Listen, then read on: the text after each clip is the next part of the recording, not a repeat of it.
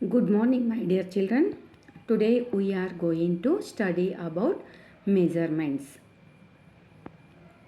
In this chapter, first we will study about length. Let's begin. Karuna wants to buy a tablecloth for her square dining table. She said, Aditya and Amulya, I want to buy a new tablecloth for the dining table. Will you both please measure the length of the table? She said to her children, measure the length of the table. They are measuring the table. Aditya and Amulya. Mummy, the length of the table is 8 handspan. Aditya said, Mummy, the length of the table is 8 handspans. But Amulya, no mummy, it is 12 handspans. See here, both are measurement is different. This means the measurement of handspan is also different. See here, Aditya is bigger than Amulya. He is brother, her elder brother. Who is right? Can you tell why the lengths measured by Aditya and Amulya's are different? Yes, because their both hands are different measurement. ಇಲ್ಲಿ ನೋಡ್ರಿ ನಾವಿವತ್ತು measurement ಅಳತೆಗಳನ್ನು study ಮಾಡಕತ್ತೀವಿ. ಅಳತೆಗಳೊಳಗೆ ಏನು ಮಾಡಕತ್ತೀವಿ ಅಂತಂದ್ರೆ ನಾವು ಉದ್ದ ಮತ್ತು ಅಗಲವನ್ನು ಏನು ಮಾಡಕತ್ತೀವಿ, ಅಳತೆ ಮಾಡಕತ್ತೀವಿ. ಲೆಂತನ್ನು ಅಳತೆ ಸ್ಟಡಿ ಮಾಡಕತ್ತೀವಿ. ಇಲ್ಲಿ Karuna wants to buy a table cloth for her square dining table. Karuna ಅವ್ರ ಮನೆಯೊಳಗೆ ಏನಿತ್ತು, ಒಂದು ಸ್ಕ್ವೇರ್ ಆಕಾರದೊಳಗೆ ಏನಿತ್ತು, ಒಂದು ಡೈನಿಂಗ್ ಟೇಬಲ್ ಇತ್ತು. ಅವ್ರು ಅದಕ್ಕೆ ಏನು ಮಾಡಿದರು, ಹೊಸದೊಂದು ಟೇಬಲ್ ಕ್ಲಾತ್ ತರಬೇಕಾಗಿತ್ತಪ್ಪಿ. ಅದಕ್ಕೆ ನೀವಿಬ್ಬರು ಏನು ಮಾಡಿರಿ, ಅದನ್ನು ಟೇಬಲದ್ದು ಮೆಜರ್ಮೆಂಟ್ ಮಾಡಿರಿ ಅಂತ ಹೇಳಿದರು. ಅದಕ್ಕೆ ಆದಿತ್ಯಂದು ಎಷ್ಟಾಯಿತು, 8 ಹ್ಯಾಂಡ್ಸ್ಪ್ಯಾನ್ಸ್. ಬಟ್ ಅಮೂಲ್ಯಾಸ್ 12 ಹ್ಯಾಂಡ್ಸ್ಪ್ಯಾನ್ಸ್. ಇಲ್ಲಿ ನೋಡ್ರಿ, ಆದಿತ್ಯನ್ಕಿಂತ ಅಮೂಲ್ಯನ ಕೈಗಳೇನದಾವು, ಸಣ್ಣವದಾವು. ಆಕಿ ಸಣ್ಣಕ್ಕೆದಾಳ. ಅದಕ್ಕೆ ಅವರು ಗೇಣ ಹಿಂಗೆ ಇದನ್ನು ಹ್ಯಾಂಡ್ಸ್ಪಾನ್ ಅಂತಂದರೆ ಈ ಗೇಣ ಹಿಂಗೆ ಅಳತೆ ಮಾಡಿದ್ರು. ಅವರು ಹಿಂಗೆ ಅಳತೆ ಮಾಡಿದರು. ಅದಕ್ಕೆ ಏನಾಯ್ತು, ಆದಿತ್ಯ ಅಂದು ಮತ್ತು ಅಮೂಲ್ಯ ಅಂದು ಡಿಫ್ರೆಂಟ್ ಆಯ್ತು. ಇದರ ಅರ್ಥ ಏನಂತಂದ್ರೆ, ದೊಡ್ಡ ಕೈ ಇತ್ತು ಅಂತಂದ್ರೆ ಅವು ಸ್ವಲ್ಪ ದೊಡ್ಡ ಸೈಜ್ ಮೆಜರ್ಮೆಂಟ್ ಕಡಿಮೆ ಆಗತ್ತೆ. ಬಟ್ ಸಣ್ಣ ಹ್ಯಾಂಡ್ಸ್ ಇದ್ದು ಅಂತಂದ್ರೆ ಏನಾಗತ್ತೆ,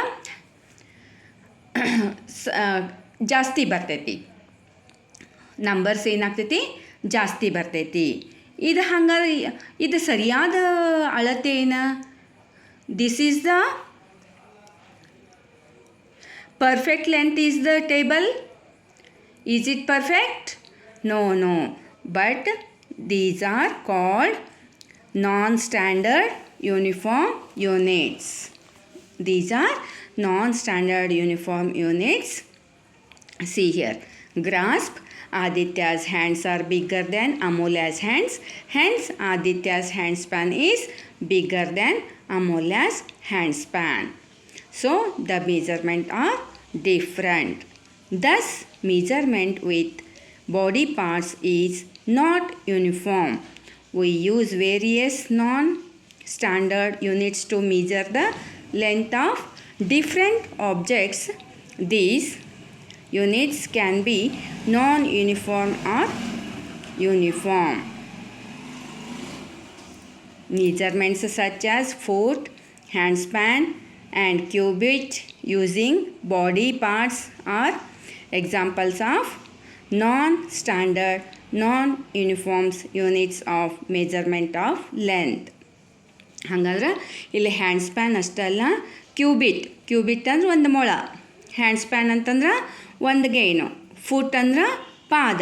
ಇವುಗಳನ್ನೆಲ್ಲ ಬಾಡಿ ನಮ್ಮ ಪಾರ್ಟ್ಸನ್ನು ಏನು ಮಾಡ್ತೀವಿ ನಾವು ಲೆಂತನ್ನು ಮೆಜರ್ ಮಾಡೋದಕ್ಕೆ ಯೂಸ್ ಮಾಡ್ತೀವಿ. ಇದೊಂದು ಹಳೆಯದಾದ ಆದರೆ ಈಗೂ ಕೂಡ ಚಾಲ್ತಿಯಲ್ಲಿರುವಂಥ ಒಂದು ಅಳತೆಯ ಮಾಪನ ಆಗೈತಿ. ಬಟ್ ಇದು ಏನು ನಾನ್ ಸ್ಟ್ಯಾಂಡರ್ಡ್, ಇದು ಸ್ಟ್ಯಾಂಡರ್ಡ್ ಅಲ್ಲ, ಕರೆಕ್ಟಾಗಿ ಇರಂಗಿಲ್ಲ. ಯಾಕಂದ್ರೆ ಒಬ್ಬರ ಕೈಗೆ, ಒಬ್ಬರ ಪಾದಗಳಿಗೆ, ಇನ್ನೊಬ್ಬರ ಪಾದಗಳಿಗೆ ಏನಾಗಿರ್ತೈತಿ ಅಳತೆಗಳು ಡಿಫ್ರೆಂಟ್ ಆಗಿರ್ತಾವೆ. ಅದಕ್ಕೆ ಇದೊಂದು ನಾನ್ ಸ್ಟ್ಯಾಂಡರ್ಡ್ ಯೂನಿಫಾರ್ಮ್ ಯೂನಿಟ್ಸ್ ಅಂತ ಹೇಳ್ತೀವಿ. ಮತ್ತು ಯಾವುದ್ಯಾವುದನ್ನು ಯೂಸ್ ಮಾಡ್ತಾರಾ ನೋಡೋಣ. ನಾವು look at these examples. The length of the book is 10 paper clips and the breadth of the blackboard is 7 straws. Anyone measuring these objects with the same paper clip and same straw will get the same answer. ಇಲ್ಲೇ ನೋಡ್ರಿ, ಈ ಮಗು ಏನು ಮಾಡಾಕತ್ತೈತಿ, ಒಂದು paper ಕ್ಲಿಪ್ಪನ್ನು ತೊಗೊಂಡು ಕ್ಯಾಸ ಅವನು ಏನು ಮಾಡಾಕತ್ತಾನ, ಒಂದು ಬುಕ್ಕನ್ನು ಮೆಜರ್ಮೆಂಟ್ ಮಾಡಾಕತ್ತಾನ.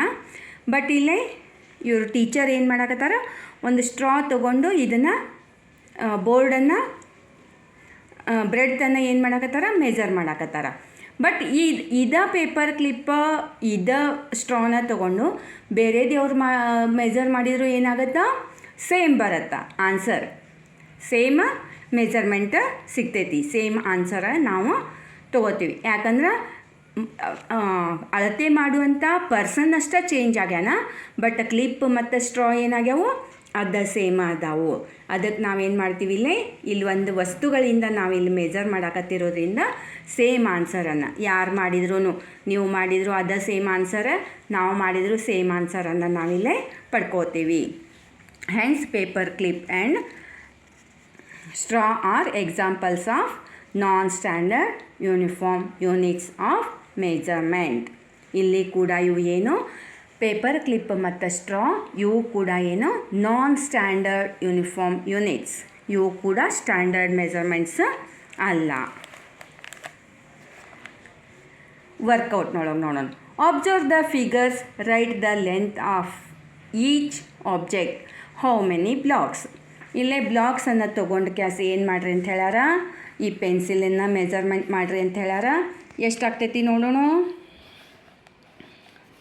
1 2 3 4 5 6 ಎಷ್ಟಾಗ್ತೈತಿ ರೀ, ಪೆನ್ಸಿಲಿಂದ 6 ಬ್ಲಾಕ್ಸ್ ಆಗ್ತೈತಿ. ಬಟ್ ಈ ಲಾಲಿಪಾಪದ ಲೆಂತ್ ಎಷ್ಟೈತಿ ನೋಡೋಣ, ಎಷ್ಟು ಬ್ಲಾಕ್ ಐತಿ, 1 2 3 4 5 6 7 8 9. ಲಾಲಿಪಾಪಿಂದ ಲೆಂತ್ ಎಷ್ಟೈತಿ, 9 ಬ್ಲಾಕ್ಸ್ ಐತಿ. ಇದೆಷ್ಟು, 9 ಬ್ಲಾಕ್ಸ್ ಐತಿ. ಈ ಪೆನ್ಸಿಲದ ಹೈಟ್ ಎಷ್ಟೈತಿ, ಲೆಂತ್ ಎಷ್ಟೈತಿ, 6 ಬ್ಲಾಕ್ಸ್ ಐತಿ. ಬಟ್ ಇದು ಕಲರ್ ಬ್ರಷಿಂದ ಎಷ್ಟೈತಿ ನೋಡೋಣ, 1 2 3 4 5 6 7 8 9 10 11 12 13. ಇದ್ರದ್ದು ಮೆಜರ್ಮೆಂಟ್ ಎಷ್ಟೈತಿ, 13 ಐತಿ. ಬಟ್ ಇಲ್ಲಿನೂ ಕೂಡ ಏನು ಬ್ಲಾಕ್ಸ್ ಸೇಮ್ ಅದಾವೆ. ಯಾರು ಮೆಜರ್ ಮಾಡಿದ್ರು ಇದೇ ಬ್ಲಾಕ್ ತೊಗೊಂಡು ಬೇರೆ ಪರ್ಸನ್ ಮೆಜರ್ ಮಾಡಿದ್ರು ಏನಾಗ್ತೈತಿ, ಅದ ಸೇಮ್ ಆನ್ಸರ ಬರ್ತೈತಿ. ನಾವು ತೊಗೊಳ್ಳುವಂಥ ಬ್ಲಾಕ್ಸ್, ಅವ್ರು ತೊಗೊಂಡಿರೋ ಬ್ಲಾಕ್ಸ್ ನಾವು ತೊಗೊಂಡಿವಿ, ಅದಕ್ಕೆ ಏನು ಬರ್ತೈತಿ, ಆನ್ಸರ್ಸ್ ಸೇಮ್ ಬರ್ತೈತಿ ಇದೇ ವಸ್ತುಗಳನ್ನು ನಾವು ಮೆಜರ್ ಮಾಡಿದಾಗ. ಬಟ್ ಇಲ್ಲೇ ಮತ್ತು ಯಾವುದದಾವು ನಾನ್ ಸ್ಟ್ಯಾಂಡರ್ಡ್ದೊಳಗೆ ನೋಡೋಣ. Measure the lengths, how many paper clips. ಇಲ್ಲಿ ನೋಡಿರಿ, ಇಲ್ಲಿನೂ ಪೇಪರ್ ಕ್ಲಿಪ್ಸ್ ಅದಾವ. ಈ ಸ್ಪೂನದ್ದು ಲೆಂತ್ ಎಷ್ಟೈತಿ ನೋಡೋಣ, 1 2 3 4 5 6 7 ಏನೈತಿ, 7 ಪೇಪರ್ ಕ್ಲಿಪ್ಸ್. ಈ ಸ್ಪೂನ್ ಎಷ್ಟು ಲೆಂತ್ ಐತಿ, 7 ಪೇಪರ್ ಕ್ಲಿಪ್ಸ್ ಐತಿ. ಹಾಗಾದ್ರೆ ಇದು ಪೆನ್ ಎಷ್ಟೈತಿ ನೋಡೋಣ, 1 2 3 4 5 6 ಪೇಪರ್ ಕ್ಲಿಪ್ಸ್ ಐತಿ. ಇದ್ರದ್ದು ಲೆಂತು 6 ಪೇಪರ್ ಕ್ಲಿಪ್ಸ್ ಅದೈತಿ. ಇಲ್ಲೊಂದು ಕ್ರೇಯಾನ್ ಐತಿ, ಇದು ಎಷ್ಟೈತಿ ನೋಡೋಣ, 1 2 3 4 5 ಪೇಪರ್ ಕ್ಲಿಪ್ಸ್ ಐತಿ. ಹಾಗಾದ್ರೆ ಈಗೇನು ಮಾಡೋದಂತಂದ್ರೆ ಇಲ್ಲೇ ಏನು ಕೇಳ್ಯಾರ,